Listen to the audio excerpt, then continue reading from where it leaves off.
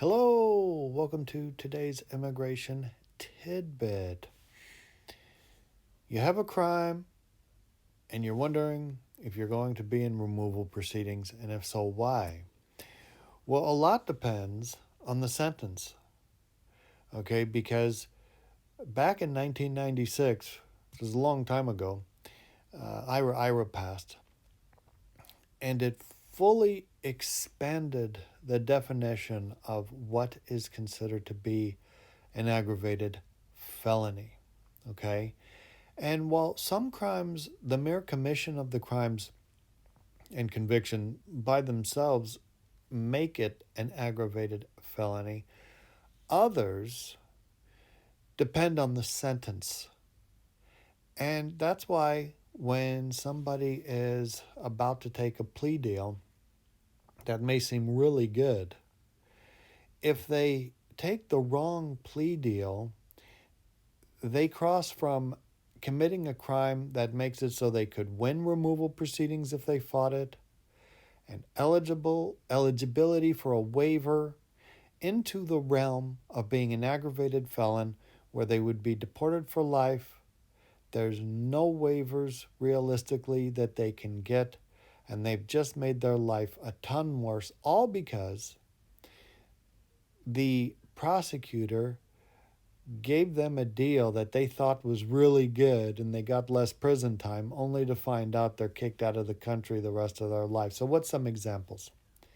So a typical example is a theft crime. Okay, you go in, you steal something, and then you don't want to go to trial because of all the stuff that's going to happen, and you get presented with a deal and they say a year sentence. And the judge is even nice. He'll suspend the sentence, time served. Let's say you served 3 months before trial type thing, before you pled. You're thinking, wow, that's fantastic.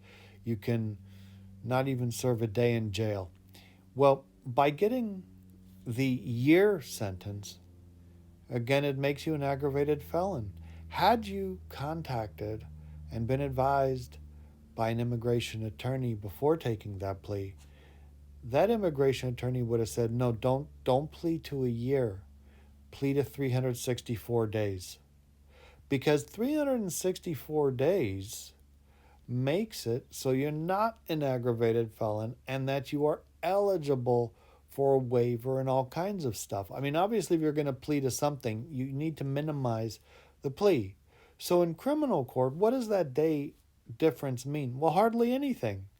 In the example I gave, the judge suspended the sentence anyways. What does it matter to the judge if, on the record it says 364 days versus 365 days?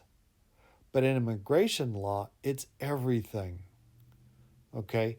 When it comes down to it, and you've committed a crime and you're taking a plea, it's immigration that's ultimately going to change the direction of your life, not the criminal part of it. Okay? So when you're taking a plea, you can't just take, for example, what they say is a good deal without contacting an immigration attorney to determine that, in fact, it's the best deal you can get. Because why would you plead to something that's going to make you an aggravated felon and deported the rest of your life just because you get less of a criminal sentence? Okay? And especially, this is the sad part, especially if it doesn't really make any difference to the prosecutor or to the judge to change it like, it should be changed.